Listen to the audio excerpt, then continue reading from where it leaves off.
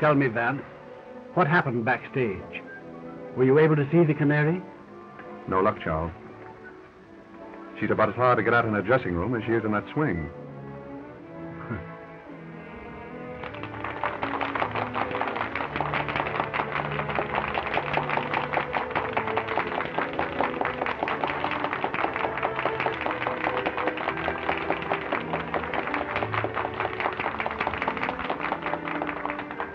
If you want an idea of what I ran into back there, let me point out a few of her admirers.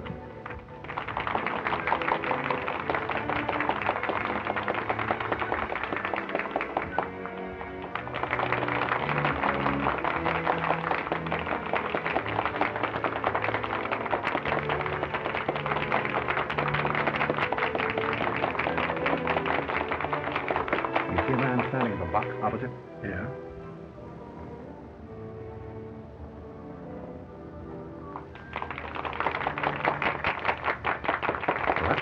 Lindquist. Oh.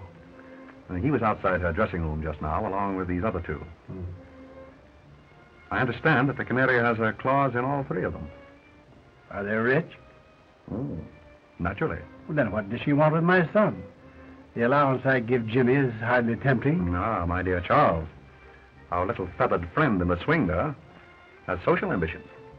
She wants to be Mrs. Jimmy Spotswood. Impossible. I'd do anything in my power to prevent that, even if Jimmy still cared for her. And I still believe that she'll listen to dollars and cents. I wouldn't be too sure of that, Charles. As you know, I've more or less made a hobby of crime and criminals. That girl is no ordinary blackmailer.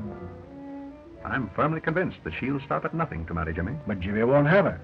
I tell you, he has really come to his senses. Another girl? Yes. Well, you know her. Alice. Oh, yes, of course. A very nice girl, too. Yes, she is. Vance, I'm afraid that I'll have to use my own judgment in this matter. I'm going to see this Canary at her apartment as soon as possible.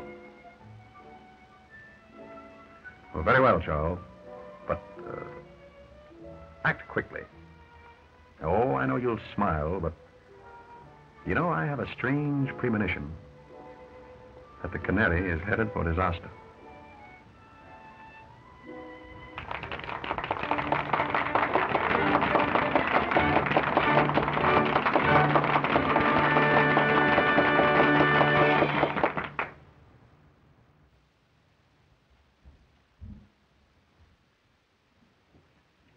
Evening, Mr. Spotswood.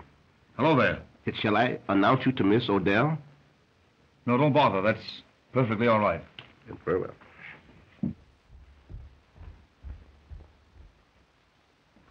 Jimmy! Alice. Jimmy, you were going to see the Canary again. No, I wasn't, dear. In fact, I just started to put this note under her door to tell her so. Oh, Jimmy, I'm afraid of her. Oh, she's clever and cruel and unscrupulous. She'll hurt us again. I know she will. No, dear. She can't hurt us now.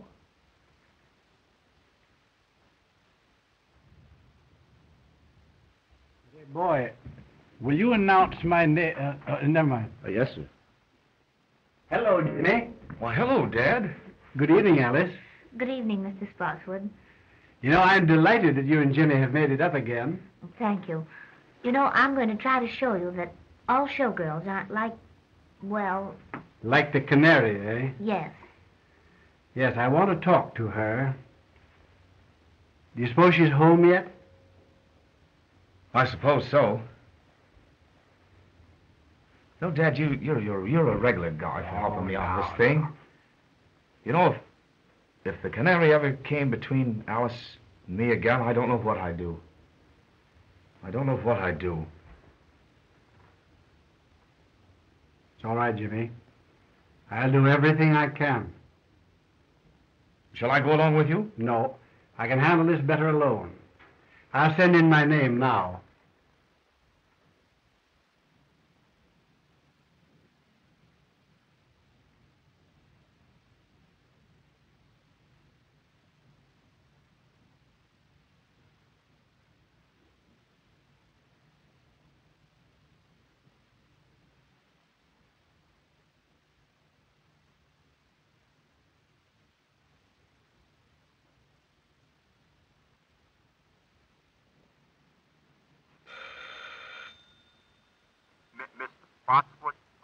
Send him in, please.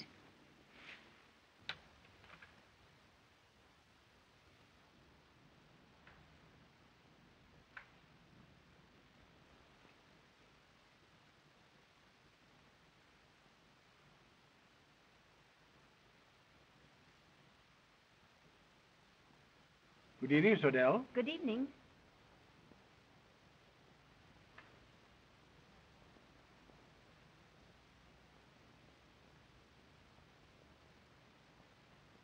Shall we go over here? Why, yes.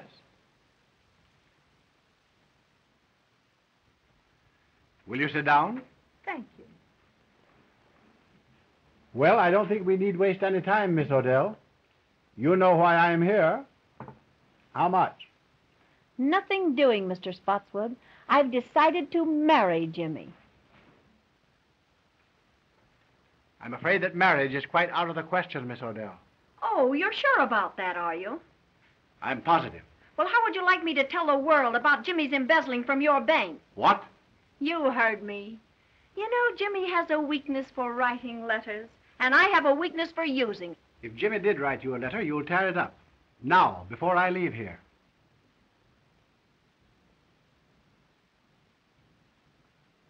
Sure. Go ahead, tear it up yourself. My memory's still perfect. Oh, yes, I see. Yes. Very well. You win. Now, what do you really want? I've told you what I want. I want to be Mrs. James Spots, and that's that. Oh, haven't you any heart? Won't you give him up, Miss Odell? For the sake of his happiness, for the sake of the girl whom he really loves. Give him up.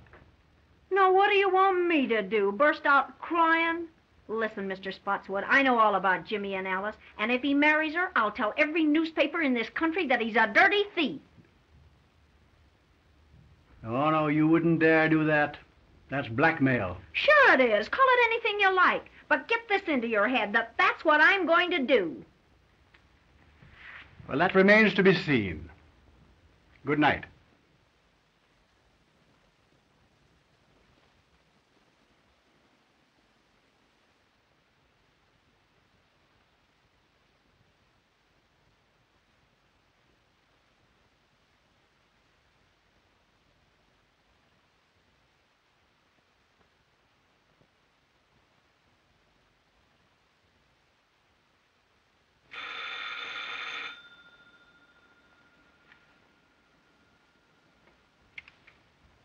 Mr. Cleaver, please.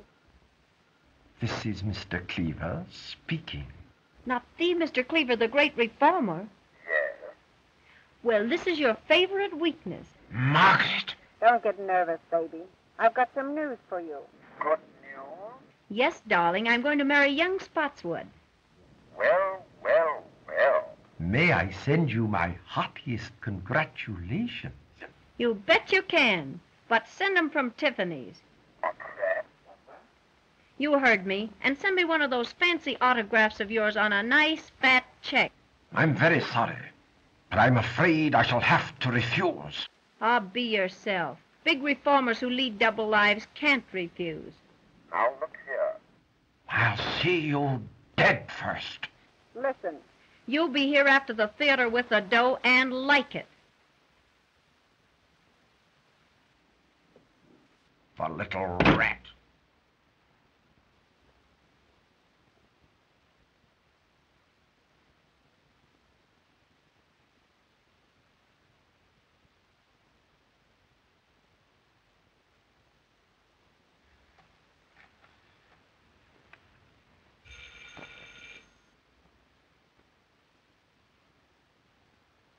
May I speak to Mr. Louis Mannix, please?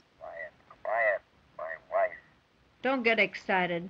I just thought you'd like to know I've sold the body down the river. I'm going to marry young Spotswood. Splendid. Yes, darling. And I've decided that you're the best man. Best man? Yeah, the best man I know of to kick in with a nice, handsome present in cash. Now, see here, you know I can't afford. What do you mean is, you can't afford to let the ball and chain know what a big-hearted Santa Claus you've been. Now, look here. I've told you what I'd do to you if you ever got to The wife? Forget that bunk. And be on my front porch after the show with that Jack, or I'll get to your wife all right.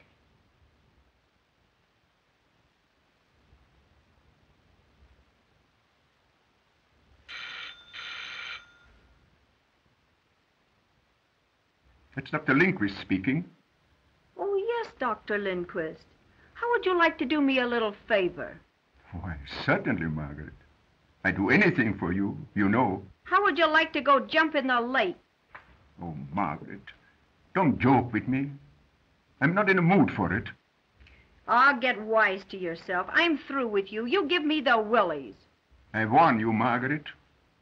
I'm desperate. If I can't have you, no other man shall ever have you alive.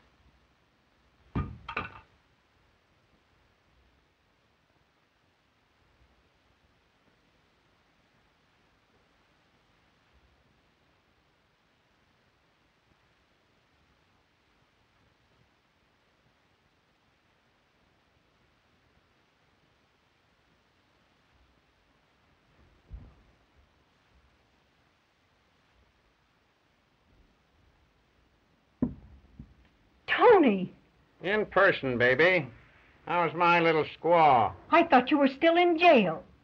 Well, I got tired of the big house, Mrs. Skeel, so I dropped in to see my little wife. I'm not your wife. How come? I divorced you 6 months ago. Yeah? Listen, baby. A little thing like a divorce don't mean anything to me. I heard you taking those suckers down over the phone. And I'm in and in on the works. 50-50. You big crook. You're not in on this one. Don't, you big heel. Say, I ought to bump you off. You're doing your swing for it. Yeah? Well, maybe it'd be worth it. Now get this. I'm in on this racket. I'll be back for my cut. Yeah? Try and get it.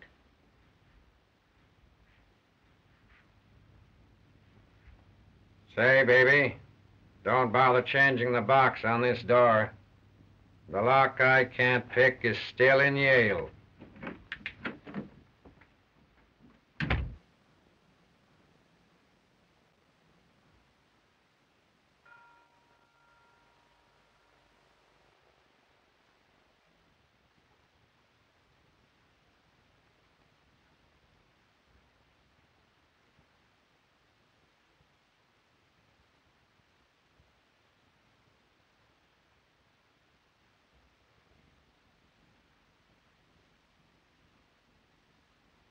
Miss Odell, may I see you for a few moments, please? It won't get you anything, but come ahead. Thank you.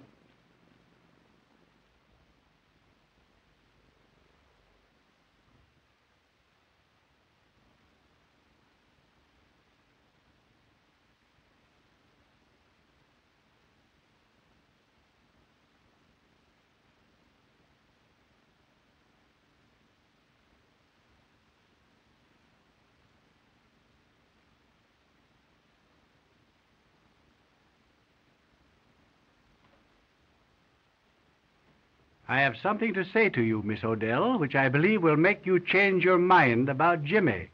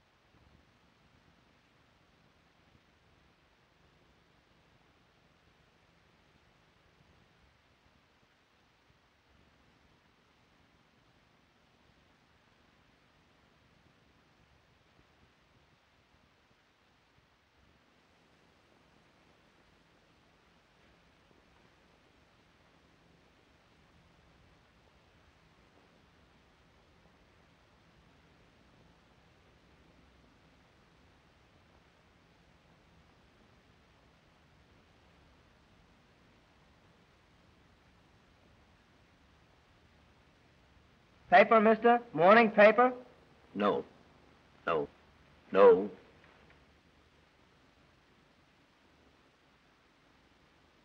Thanks, mister.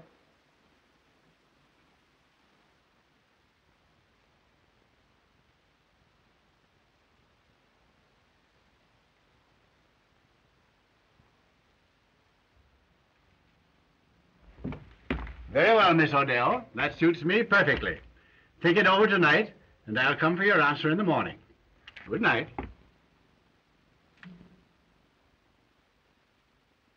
Boy, will you call me a taxi, please? Yes, sir.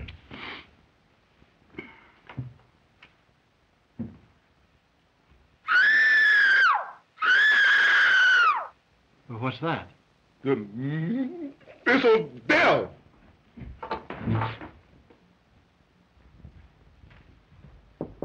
Miss Odell, what's wrong? Something startled me, Mr. Spotswood, but I'm all right now. Are you sure you're all right? Yes, quite sure. Run along home and come back in the morning. Oh, very well, then. I'll see you in the morning. Good night.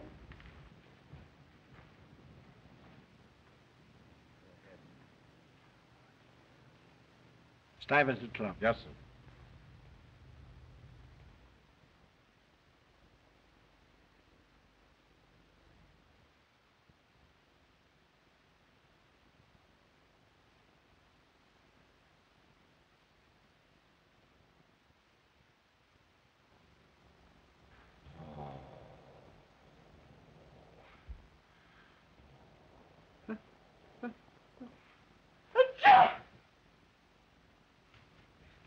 Say, fella, what's the big idea in you coming in here late? Who, me late? Yes, you late. I've been here for an hour. I don't want that stuff. Well, I've been here... Beg your pardon. Mr. Spotswood, calling on Miss Odell by appointment.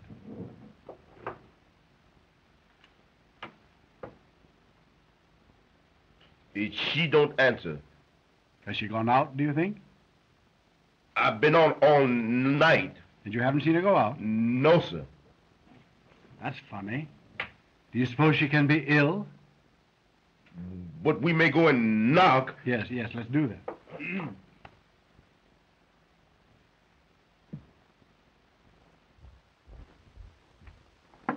Miss Odell. Miss Odell, are you ill? No. What's the matter? Something has happened. Go get your pass key. Yes.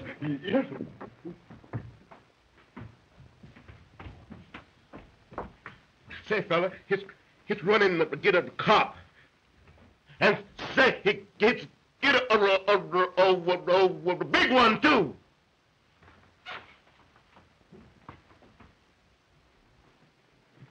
You better let me have that.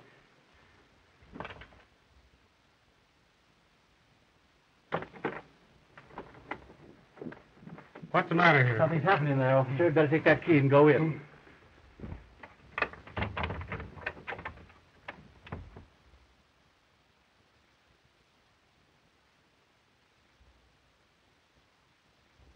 He's dead.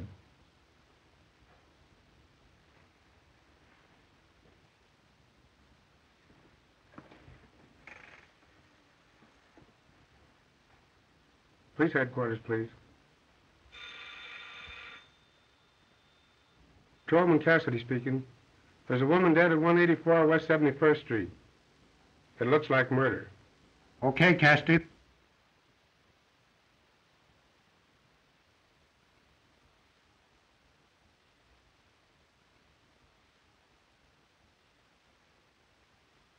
She's been dead since midnight, Sergeant.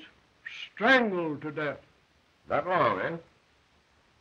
Sergeant, the district attorney just pulled up and he's coming right in. That's great. He's got that Mr. Philo Vance with him. Well, that'll be just dandy. Sherlock Holmes on the job again, huh? Heads up, boy. Good morning, Sergeant. Good morning, Mr. Markham. Well, hello, Mr. Vance. How are you, Sergeant? Fine. Haven't seen you since the Green murder case. Quite right. Oh, good morning, Mr. Spotswood. Good morning, Mr. Markham. Well, Sergeant, what does it look like? Well, Chief, it's just another clear case of robbery. All I can make out of it. Nasty business, Charles, huh? Oh, terrible. As you know, I was here last night to make my final appeal to her for Jimmy. And when I came back this morning for her answer, this had happened. Yes. They'll probably want to keep you here for a few moments, Charles. Yes, I suppose they will. And by the way, I explained to the district attorney on the way down about Jimmy and the girl here. Oh, that's good. I'm glad you did that, Philo. You know, if I can tell you anything that will help... Well, perhaps later, Charles. Meanwhile, I'll have a bit of a look about. I don't think there's anything worth you looking at, Mr. Vance. It's a clear case. Robbery. She put up a battle and they wrecked the joint. I see. As simple as that, eh? That's it. Well, just the same, Sergeant, if you don't mind, I think I'll have just one little look. Surely, Mr. Vance. Go right ahead. Make yourself perfectly at home. Thank you, Sergeant. Excuse me, Mr. Policeman. When do we sleep? You get this, sonny boy. You'll go for a long sleep unless you button up that big trap of yours. Yes, sir. Sergeant, Yes, Chief. any fingerprints? Well, so far, no. I'll tell you this job was done by an expert. It's perfect. Yes, that's just the trouble. What's that? It's too perfect. Well, that's a little over my head, Mr. Vance. Just what do you mean by too perfect? Well, Sergeant, what usually happens when a heavy lamp like that is knocked off a table? Well, I don't know, but I'll bite. What does happen? It usually smashes, doesn't it? It might. Well, look at that one.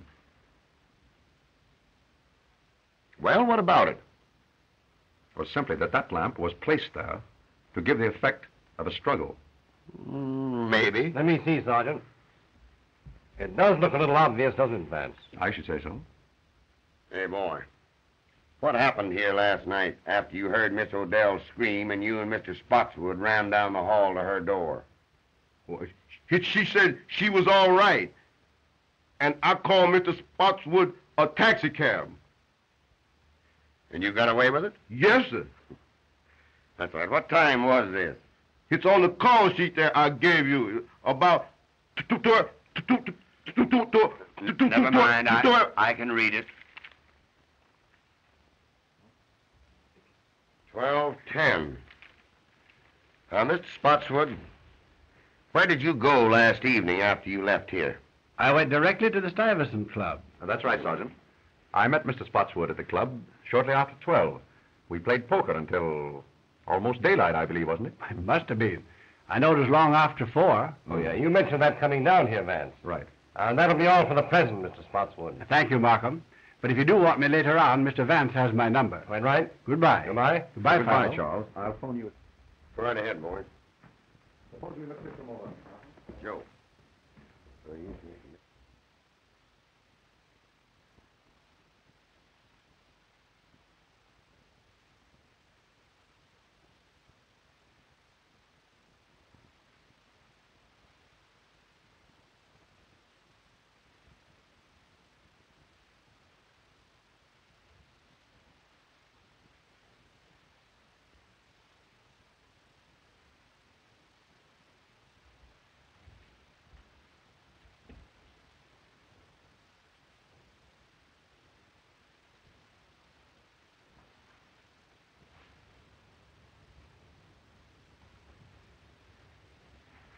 Oh, Sergeant, would you step over here for a moment, please?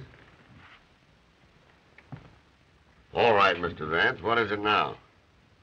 Do you observe anything peculiar here?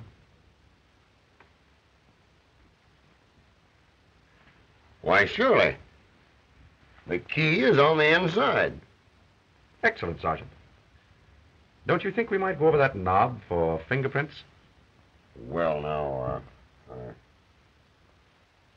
Oh, I get you, Mr. Vance. The murderer locked himself in this closet. When Spotswood left, he came out and croaked the canary. No, I hardly think so, Sergeant. If you will observe, this is the one place in the entire apartment that hasn't been disturbed. Now, what does that signify? That and the fact of the key being found on the inside. Just as I told you. The murderer was in this closet and came out when Spotswood left. I don't think you quite get my point, Sergeant. If the murderer had been in here, he would have upset this closet as he did the rest of the apartment, wouldn't he? Well, yes, I guess he would. Precisely. Gentlemen, it was someone else who was in that closet while the apartment was being ransacked. And that someone witnessed the murder. Through the keyhole. Splendid, Sergeant. And if you'll find who was in that closet, I think you'll learn from him or her who it was that killed the canary. Sergeant, get the fingerprints, will you? Oh, Joe. Oh, Sergeant, you might check up on the other apartments. Mr. Vance and I are going outside.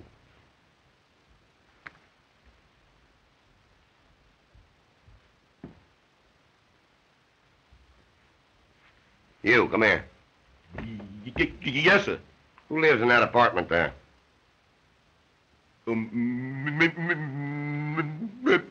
Miss Alice LaFosse. Isn't she the dame that had the battle with the canary the other night over young Spotswood? All right, all right.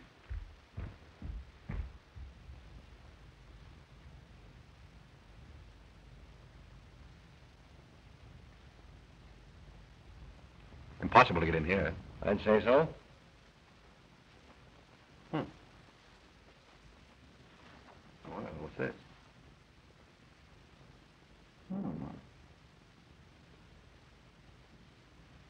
That's odd. May prove that interesting. What do you think? I see, Miss LaFosse. I see. But you and the canary had a fight over young Spotswood, didn't you? Why, yes. We did have a fight. You see, she took Jimmy away from me and got him into trouble. But that's all over now. Jimmy and I made it up just day before yesterday. You didn't see young Spotswood last night, did you? Why, yes. He brought me home from the theater. Uh-huh. So he was hanging around here last night, was he? Yes, but he was with me until after 1 o'clock. Now, wait a and minute, then lady. Wait a minute. You save your alibis till we get you down to headquarters. Go slip on your things. Why, look, you don't think that... Put 'em on. Oh, Mr. Vance, I'm frightened. Well, now, don't you be worried, Alice. Just you do as the sergeant says. All right.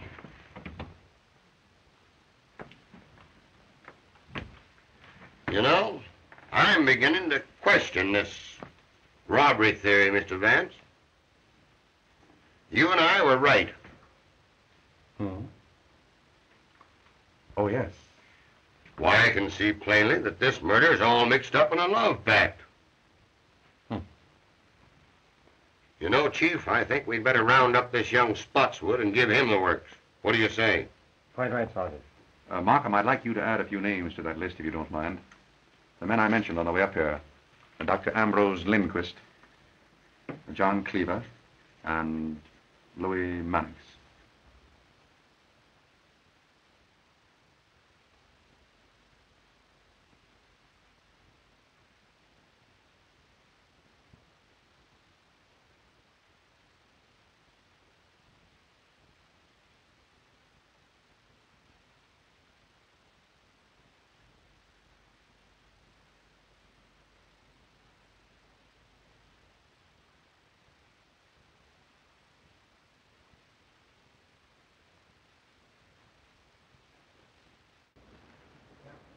Well, young man, what do you know about what happened at the Canary's apartment last night?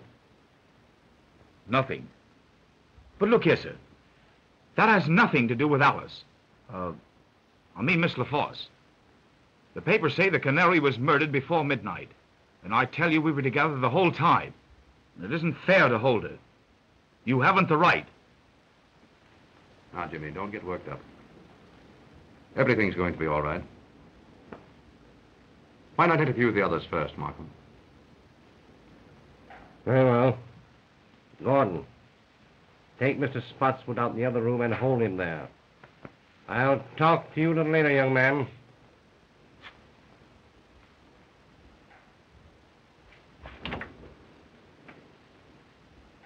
Rio.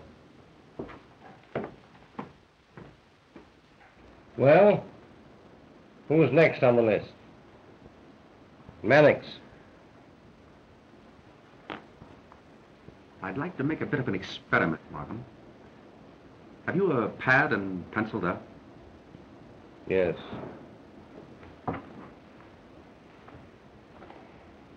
There you are. You have that newspaper handy? Yes, right here. All ready? All right.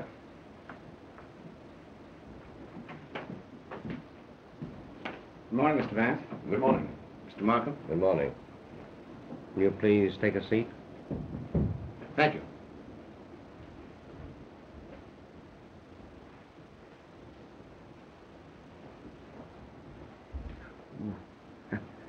Sorry. Mr. Mannix, there are a few questions I'd like to ask you. Questions? What about? I don't know anything about this. It was a great shock to me. What was a great shock to you? Right. I thought perhaps you were going to ask me about the Canary. Exactly. You read my thoughts, Mr. Mannix. Did you ever see that necklace before? Why, yes. Fact is, I gave that to Canary. Little token of esteem. Nice girl, the Canary. I'd met her once or twice. Casual acquaintance. Rather an expensive gift to give to a casual acquaintance, isn't it? Do you know that the Canary was strangled with that necklace?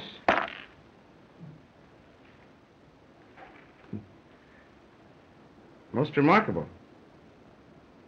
Unfortunate, I should say. Where were you last night between 11 and 1 o'clock? Between 11 and 1? Yes. Let me see. Why, I was home. I went to bed about 10 o'clock. Tired out. You understand. Pardon me, Mr. Mannix.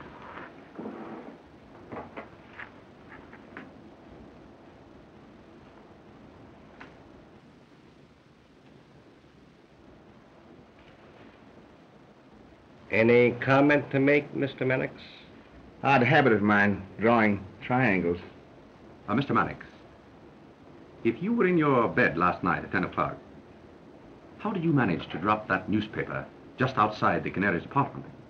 That edition isn't on the streets until 11.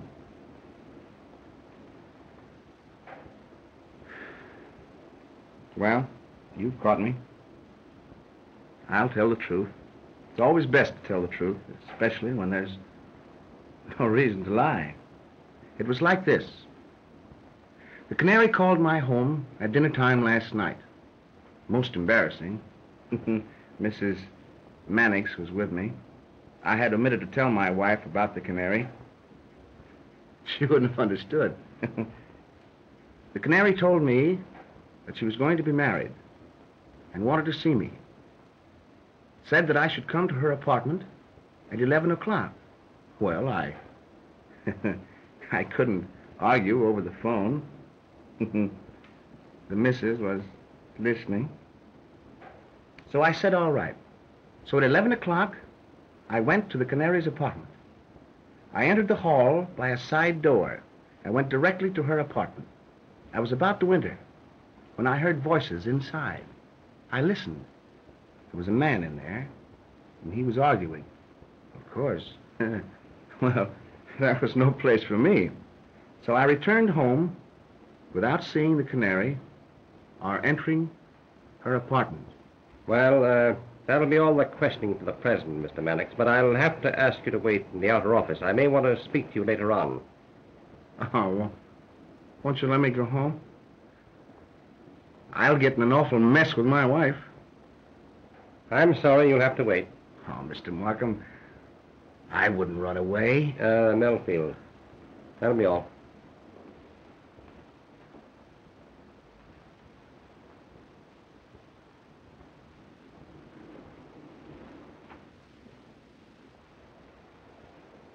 Mr. Markham, You gotta help me square this with my wife.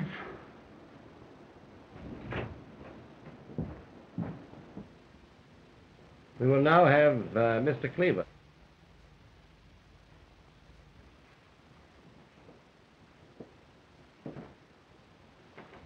Good morning, Mr. Cleaver. Good morning, Mr. Markham. Can I do anything for you? Will you please have a seat? You mind if I smoke a cigar? Oh, please do.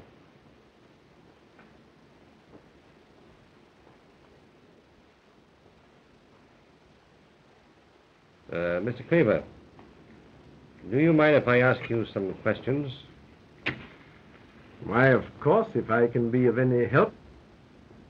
Where were you last night between 11 and 1 o'clock? Motoring up the Hudson in the moonlight, alone. Though I don't see what that has to do with the district attorney's office. Well, only this, Mr. Cleaver.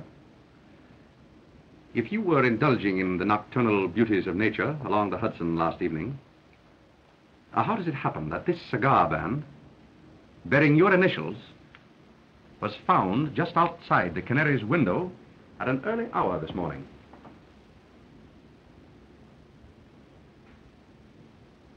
Well, if I was passing the Canary's apartment, you can't twist that into a crime. Oh, then you did pass her apartment. Why, yes, I've nothing to hide. It was about dinner time last night. The Canary phoned to me. Oh, of course, my acquaintance with her was wholly in my line as social reformer. I'd hoped that she was going to leave her immoral life and marry and settle down and be a good woman. And you kept the appointment? Yes. Yes and no. I was a little late. I arrived at her apartment about a 11:45 or thereabouts. I waited for a minute outside her window to light a cigar.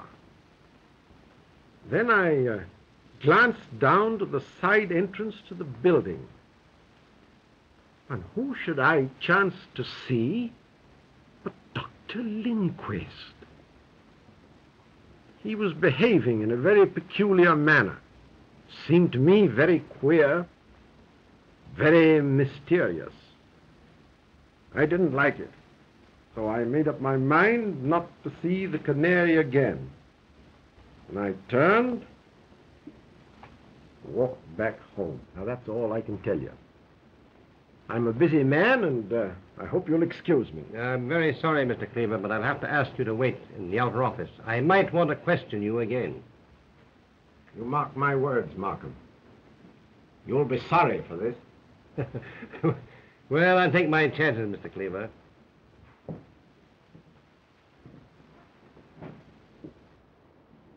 Charming fellow, Cleaver. Yeah, rather. By the way, Vance, I didn't see you pick up this cigar band in front of the Canary's apartment this morning. I didn't. Where did you get it? From your wastebasket. Wastebasket? Cleaver dropped it there when he entered. I took a chance on his not remembering that.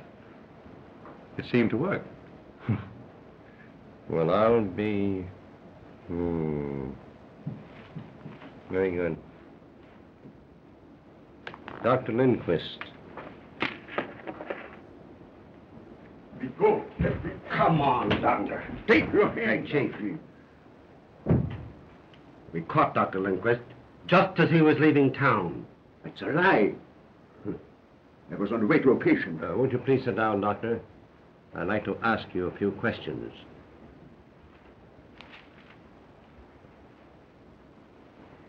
Doctor, where were you last night between 11 and 1 o'clock?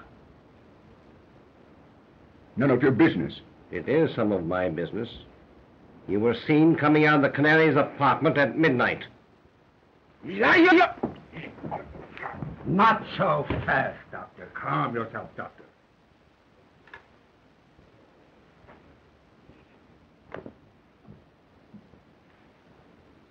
I'm sorry.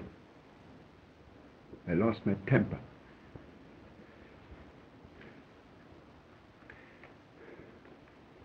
I'm under a terrible strain.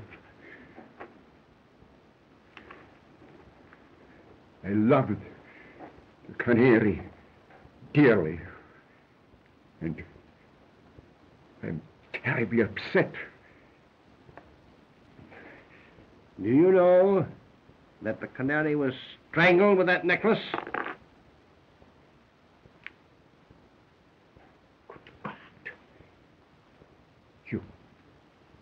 You don't accuse me? But, Dr. Lindquist, there's really no need for you to be excited. Now, Mr. Markham here is merely trying to find out what you know. No. I know. One moment, Doctor. Nothing. Markham, don't you think that we might postpone the interview with Dr. Lindquist for a while? Why, what? Very well. That'll be all for the present, Doctor. I'd like to have you remain in the outer office.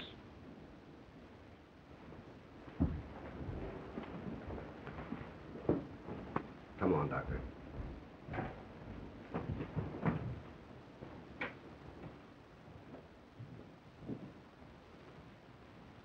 What was the idea, Vance?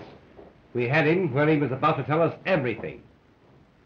Well, on the contrary, Markham, in his present extremely excited condition, I very much doubt if he would have told us anything.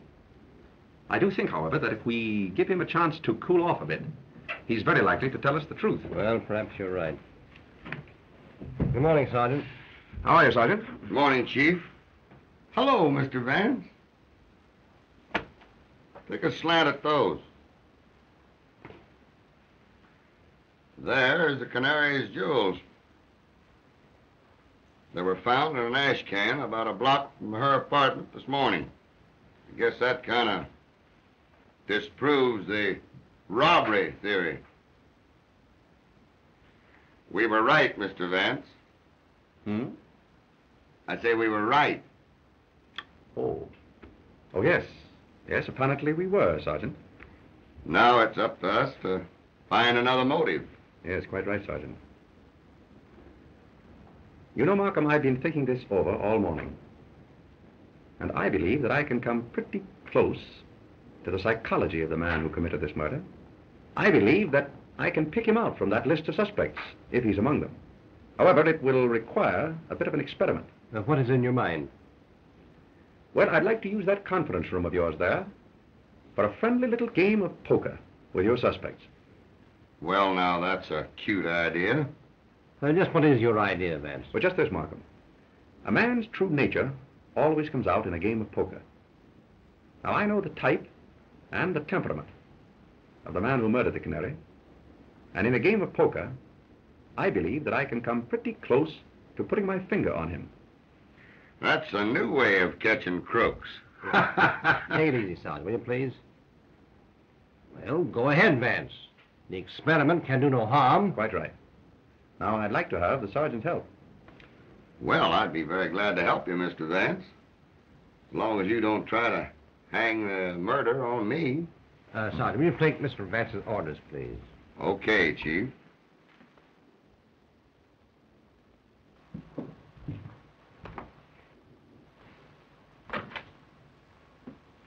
Will you get me a deck of cards and have some poker chips handy just outside there? That's easy.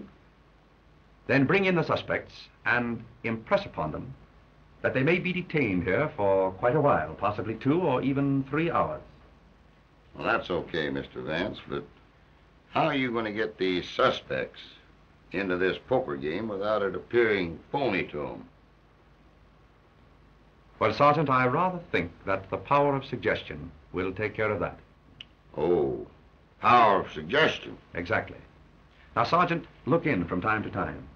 And when I pull my handkerchief from my pocket, so, break up the game by telling them that they're all free to go home. Understand? I get you. But when you release them, I'll have my boys tail them.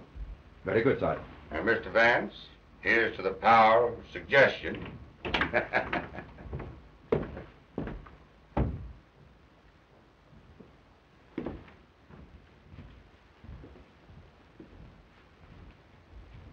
Jimmy?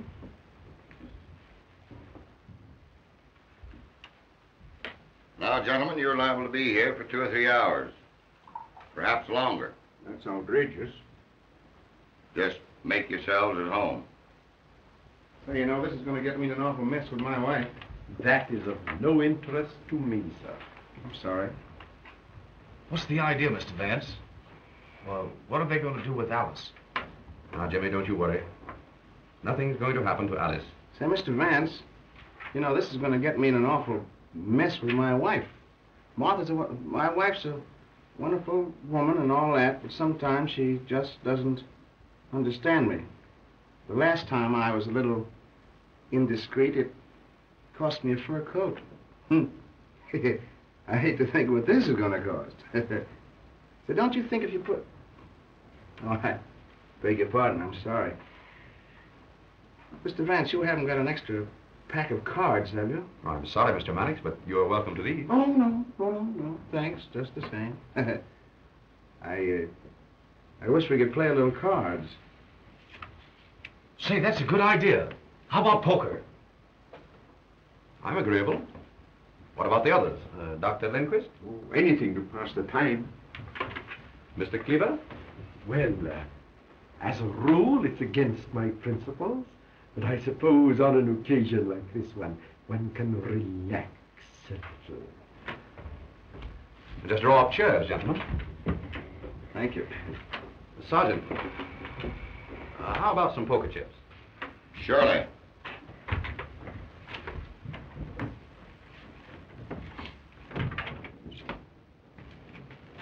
Chief. Yes?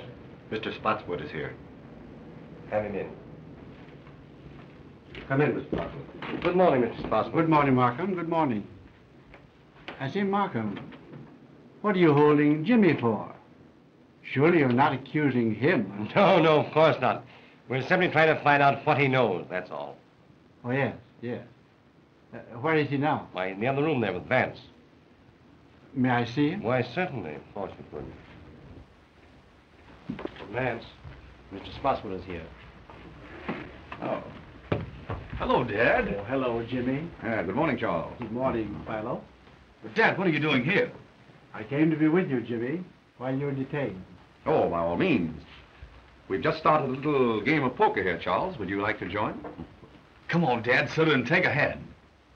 Well, all right. I'll sit in. That'll be fine.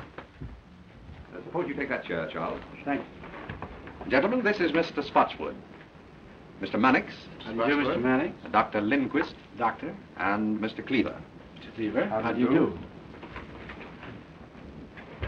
Shall it be jackpots, gentlemen? Why, yes, anything. Well, yes, the Mrs. and I usually play jackpots.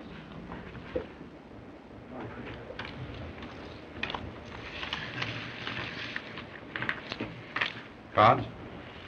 3, Mr. Vance, please. Thank you. Cleaver? 2, please. So it's between you and me, Mr. Cleaver? Yes.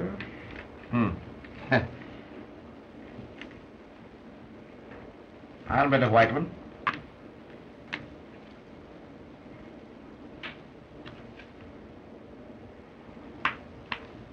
Oh, so you're calling me? Yes. Well, just openers, pair of jacks.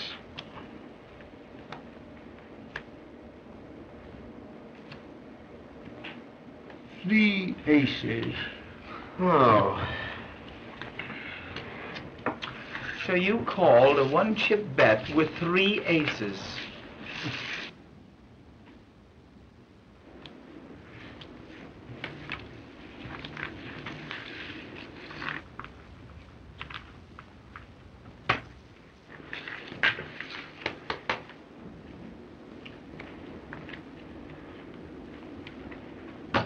Open. I'm out.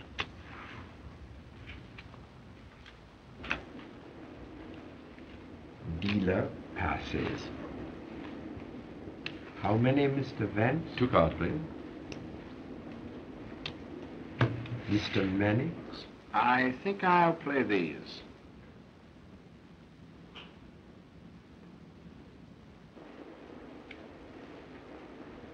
I'll check the bet to you, Mr. Mannix.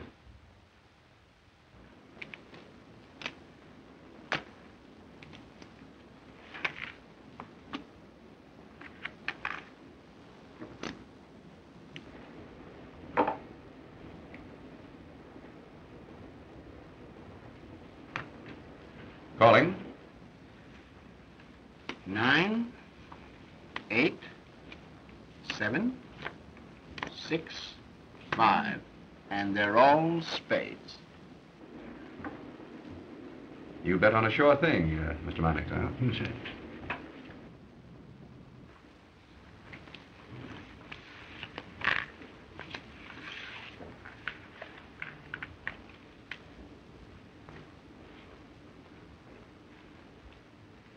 I open for 1.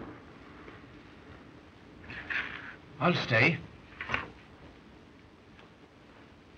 Oh, let's make it a little more interesting. 10 more. Well, that lets me out. I'm out. And me.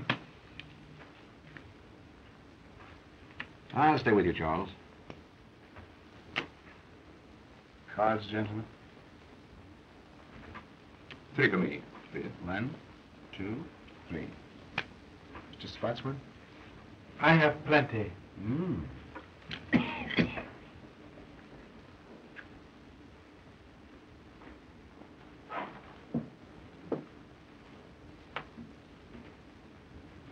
A white stack, Charles. 2 white stacks. Hey.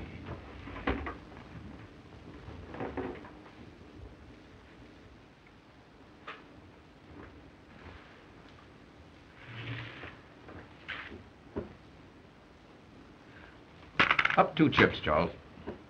2. Oh, you want me to do the betting, eh? All right.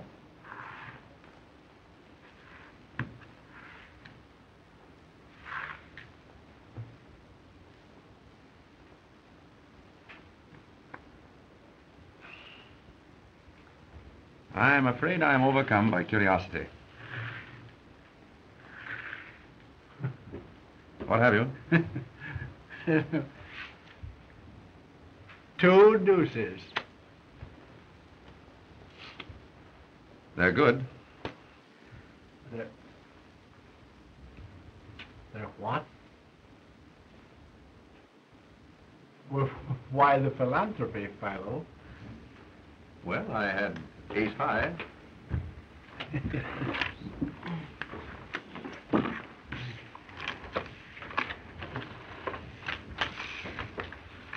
Pardon me, Mr. Vance. Could I speak to you a moment? Excuse me, please. You've traced the fingerprints down, and this is the bird that was in the closet and saw the canary murdered.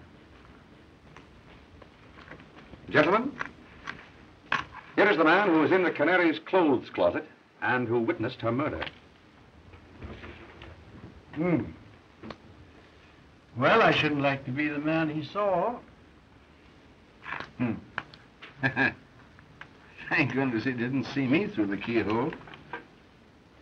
So that man witnessed a murder.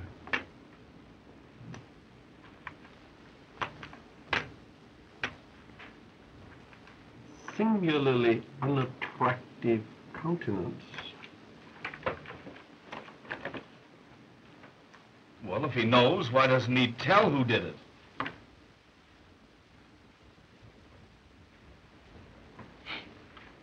Gentlemen, I've been instructed by the district attorney to inform you that you're all free to go home.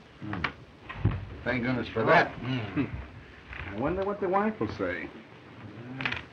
Has anyone a fountain pen, please? There's mine. Oh, thank you, sir. Sorry. Now, what I didn't tell you about this bird, Mr. Vance, in front of the others, is that he phoned in and said that he'd be in the district attorney's office tomorrow and spill the whole works. He says that he saw the guy that croaked the Canary, and he'll come in and tell us who it was. Now, we haven't been able to locate him yet, so I guess we'll just have to wait.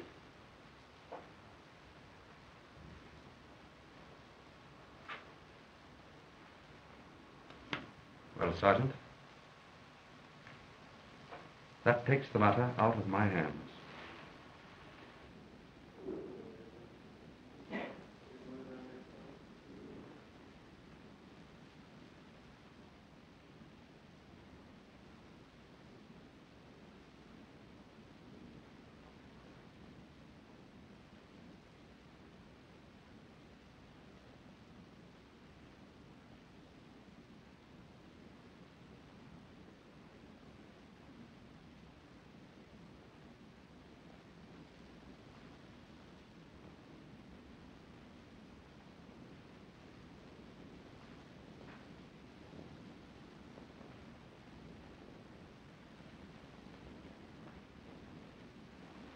Markham, there can be no doubt of it.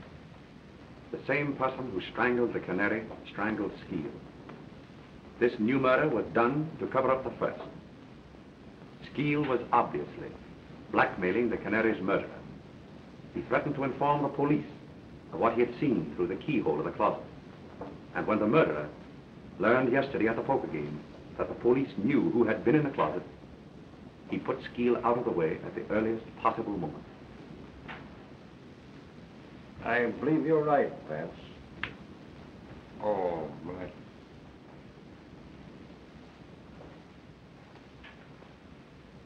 Did any of the suspects get away from your men last night? We never lost sight of Lindquist, Mannix, and the girl. But young Spotswood and Cleaver gave us the slip. That'll be all. Okay, Chief. Vance? That leaves Jimmy and Cleaver. Morning, Chief. Good morning, Heath. Boys. Hello, Mr. Vance. Good morning, Sergeant. Well, Chief, everything's okay. I've got the guilty man, and I've got him right. You've got him? I hope to tell you I have. Where is he? All right, Mac. Bring him in. Mr. Vance. Jimmy. This fool arrested me this morning at breakfast for the murder. Why, it's just like shooting fish in a tub, Chief. I've got all the dope, and I've got it down pat. Motive and everything. Now, this Dame Alice croaked the Canary, jealous because she'd stolen her fellow. The kid here bumped Skeel off to shut his mouth and to protect the dame. It's a lie. That isn't all, Chief. I've got the evidence. And it's not psychology, Mr. Vance. Mr. Vance, he lies. He hasn't any evidence he couldn't have. Just a minute, Jimmy. Sergeant, what is your theory? Well, I don't go on theory. I use cold facts, Mr. Vance. Now, you wait a minute. Did you ever see that pen? Yes. It's mine. You bet your life it's yours. Take a look at that pen, Mr. Vance. Chief? Well? Now listen to this. This morning I found that pen on the floor there by the table where Skeel was murdered. And the kid here admits that it's his.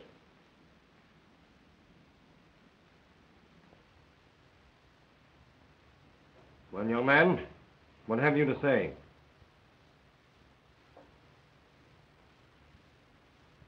Yes, I killed them. Both of them. I guess that does it, Chief. We've got him in a sack. Now, this Dame Alice... Wait a minute. You've got what you wanted. Now, take me out. Take him away, Mac.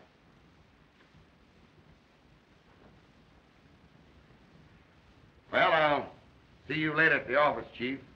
All right, Heath.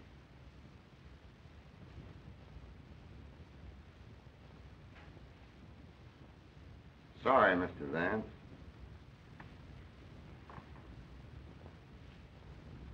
Well, Vance, I guess that closed the case.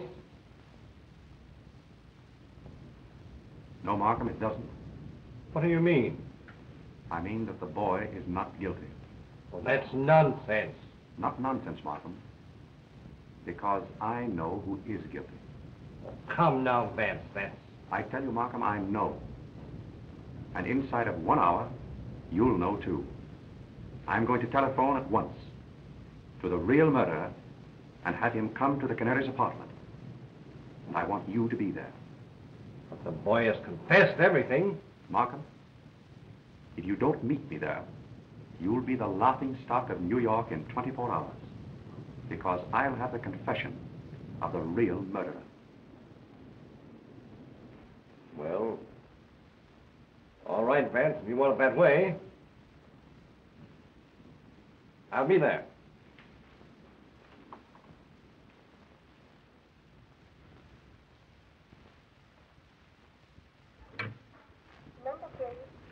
Bayview 2121. Bayview 2121. Yes, please.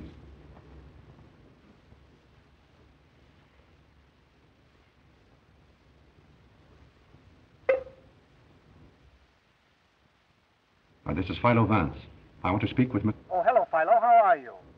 I didn't recognize your voice. I've something of extreme importance to tell you. Jimmy has just been arrested. He has confessed to the murder of both the Canary and Skeel. Do you understand? Yes, I understand, Philo. Jimmy is not guilty. I am the man you want. How soon will you meet me at the Canary's apartment? It'll take me almost an hour to get in from the country, but I'll be there. Good.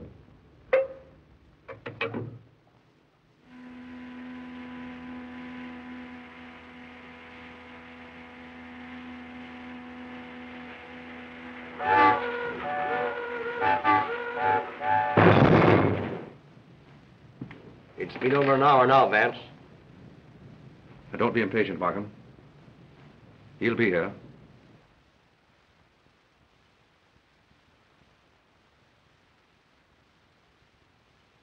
Who is it you're expecting? You wouldn't believe me if I told you. And I must admit that without his confession, I haven't a shred of real proof to offer you.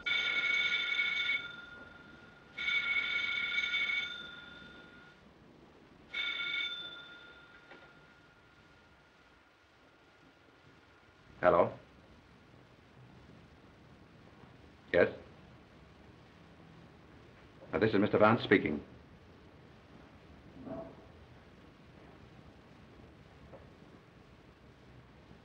What? Yes. All right. What is it, Vance? Spotswood has just been killed in a motor accident. Spotswood killed?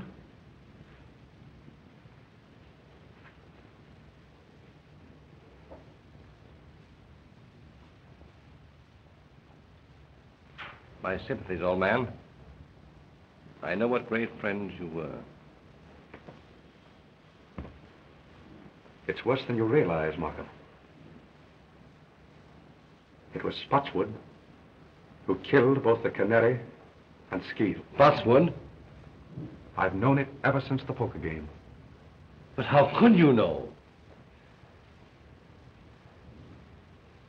Sit down, Markham. It wasn't really so difficult. Remember, the man who committed this particular crime must have had certain definite qualities. A mind capable of working out a well-planned and brilliant course of action. Willing to take a desperate chance and see it through. Now consider the men in the game. Jimmy, I ruled out at the start. But I'd known him as a boy, and his youth and impulsiveness were hardly consistent with such an obviously premeditated murder. Lindquist was far too excitable and erratic to have plotted such a carefully calculated crime. Cleaver, much too cautious and entirely lacking in the necessary boldness. Mannix, timid and unwilling to take any risk except upon an absolutely sure thing. The only man at the table with enough imagination to plan such a crime and with sufficient self-confidence and daring to carry it through was Spotswood. When he held a pair of deuces, refused to draw to them, and bet every chip he had on the chance of bluffing me out, the realization suddenly dawned upon me that he was the murderer. For he was the one man of them all psychologically fitted for such an act. But how about finding Jimmy's pen in the Skeet apartment? I borrowed Jimmy's fountain pen after the poker game. My hypothesis is that in the confusion, Spotswood put the pen into his own pocket, and that Jimmy saw him do it. That is why Jimmy made his confession, to shield his father. Yes, but against all that theory, Vance, we have certain definite facts. Now, for instance, Spotswood left the Canary's apartment while she was still alive. He talked to her through that door. The hall boy, looking through the keyhole, saw the Canary lying on this sofa smoking a cigarette. Spotswood then went away and spent the rest of the evening with you. True.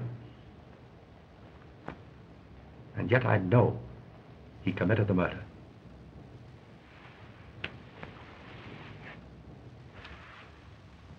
I've got to find out how he did it. I'm afraid you will, Vance, so that Jimmy can go free. Spotswood himself was coming here to tell how it was done in order to free Jimmy.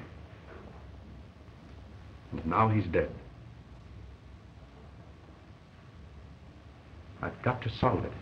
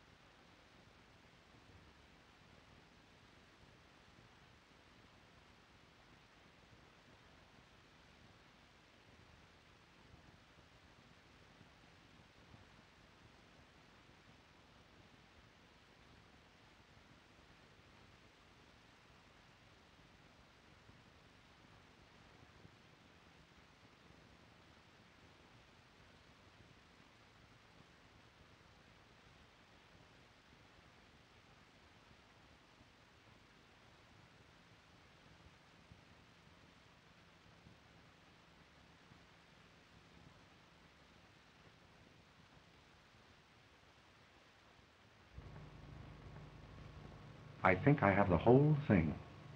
Now follow me closely. The Canary was lying there. Spotswood, let us say, was standing here, making a final plea for his boy, which met with an absolute refusal. He walked around to the head of the sofa. Suddenly, he clapped his hand over her mouth, and with his other hand, caught her necklace. And before she had a chance to cry out, he strangled her. He then proceeded to set the stage, to make it appear that the crime had been committed with robbery as a motive. He stripped her jewels from her and placed them in his pocket. Then, he took a cigarette from that box and lit it. He laid her hand here, placed the cigarette between her fingers, so that in case anyone should look through the keyhole of that door there, it would appear as if she were lying here smoking.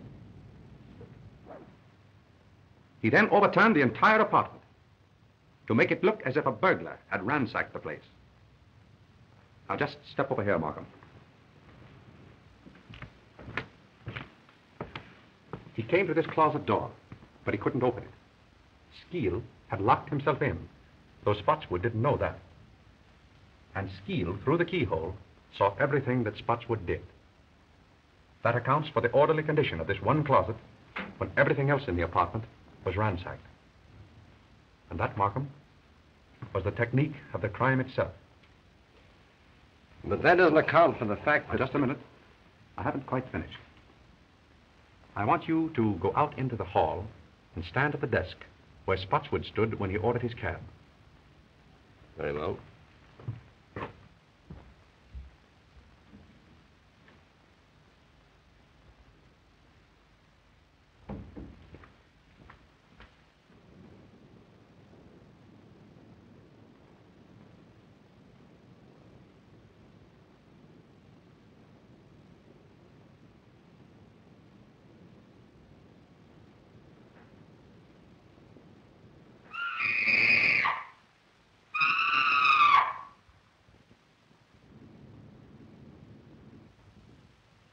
Startled me, Mrs. Spotswood. But I'm all right now.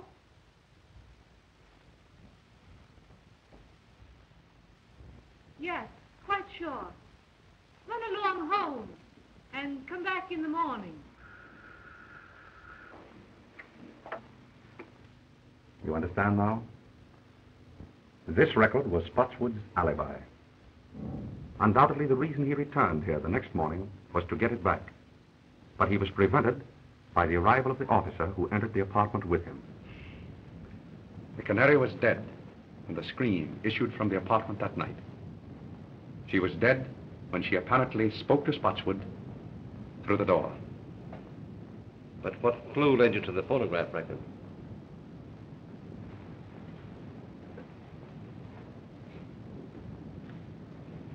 It was this magazine. That is hardly a magazine the Canary would have read. So I concluded that someone else must have brought it here. Then, in running through the pages, I happened to notice this. Look closely. You see it? Why, yes, the imprint of a large circle. And on the opposite page? And the same thing. Precisely. As if a disc had been pressed between the two pages. That brought to my mind the thought of a phonograph record. And suddenly, the whole plot became clear to me.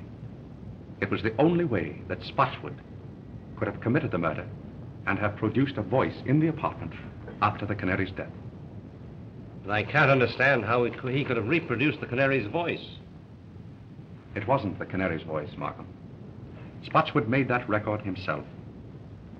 Probably it was his own voice, in falsetto. And remember, it was only necessary to fool the houseboy and through a closed door. Yes. I can see it all now. He played the game shrewdly and boldly. It was Jimmy's whole life's happiness that was at stake. And Spotswood risked his own life for his boy.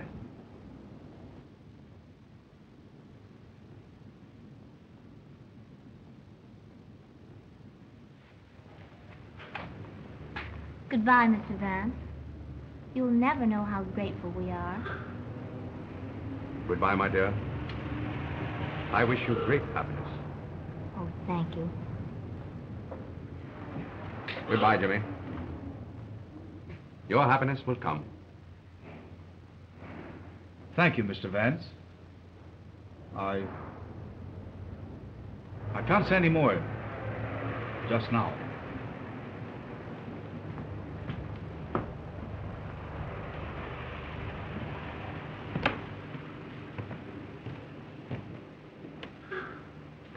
Well, Mr. Vance? Well, Sergeant. I guess we put it over again.